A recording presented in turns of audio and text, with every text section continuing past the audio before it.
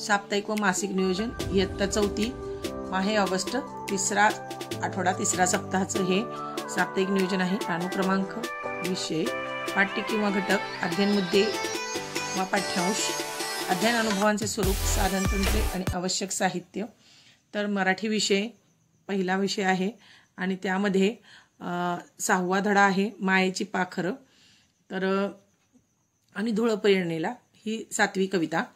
तर मायेची पाखरं मागच्या आठवड्यामध्ये झालेला आहे, त्याचा स्वाध्याय आणि त्यामध्ये जे रंगीत शब्द दिलेले आहेत त्यांचा अर्थ, कथा व समजून सांगायची आणि स्वाध्याय आणि वाचन, धड्याचं वाचन असं या आठवड्यातल्या पहिल्या काही दिवसांचं नियोजन आहे। त्यानंतर धुळ पेरणी ही जी कविता आहे त्यांच्या ओळींचा अर्थ आणि माहिती सांगायची त्याबद्दलची।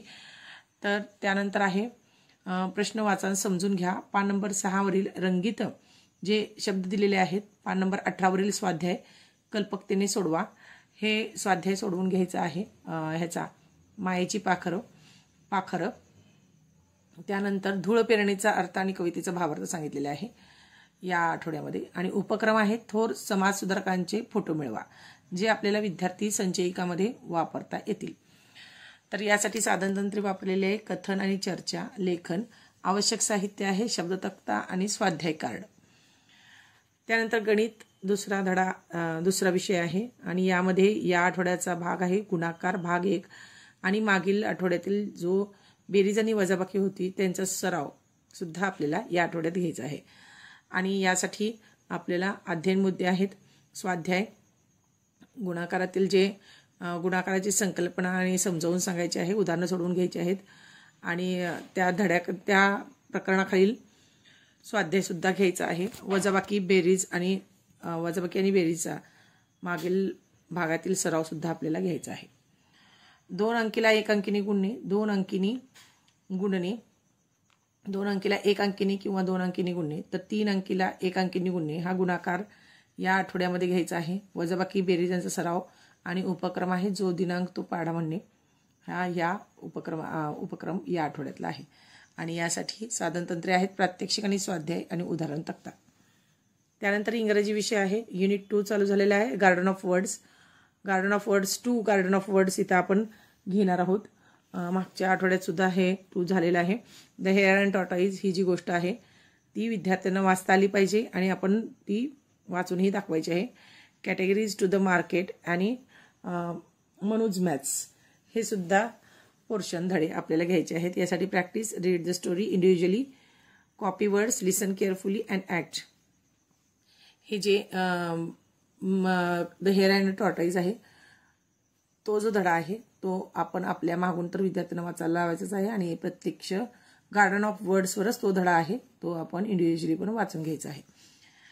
रीडिंग, ॲक्टिंग आणि ओरल ही आहेत साधन तंत्रे आणि चार्ट जो गार्डन ऑफ वर्ड्सचा चार्ट आहे तो एकदा करून ठेवला मित्रांनो की विद्यार्थी आपोआप तो चार्ट घेऊन वाचतात, हा माझा स्वतःचा अनुभव आहे। त्यानंतर परिसर अभ्यास 1 अन्नातील विविधता 6वा धडा आणि 7वा धडा पौष्टिकता आहाराची 2 धडे यामध्ये आहेत।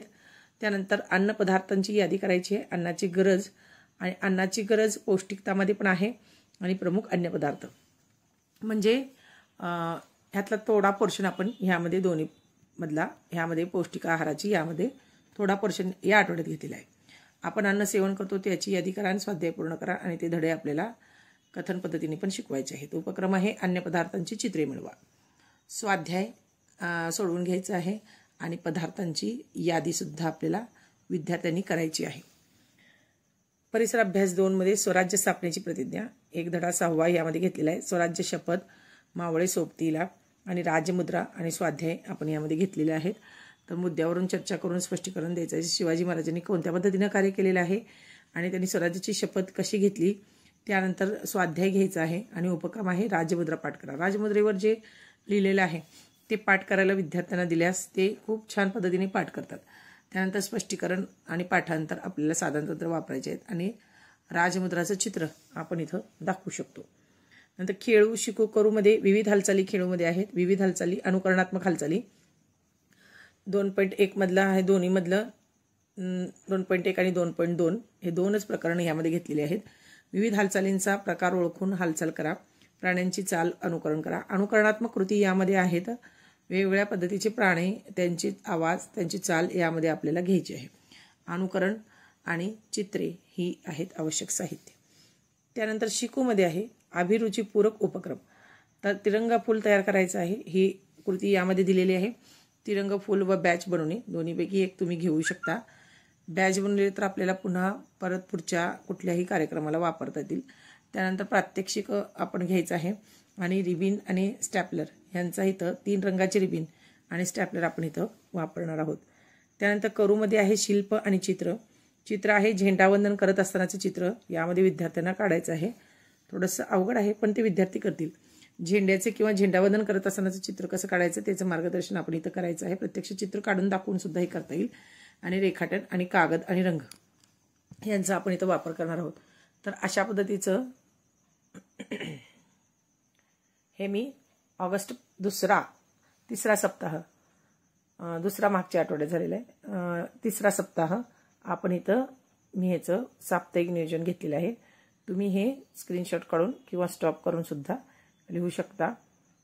तर चौथ्या सप्ताहाचं नियोजन मी पुढच्या व्हिडिओमध्ये पाठवत आहे. तोपर्यंत धन्यवाद आणि माझ्या व्हिडिओला सबस्क्राईब आणि लाईक जरूर करा. धन्यवाद. कमेंटमध्ये तुम्हाला काय याबद्दल वाटतं ते पण नक्की कळवा. धन्यवाद मित्रांनो.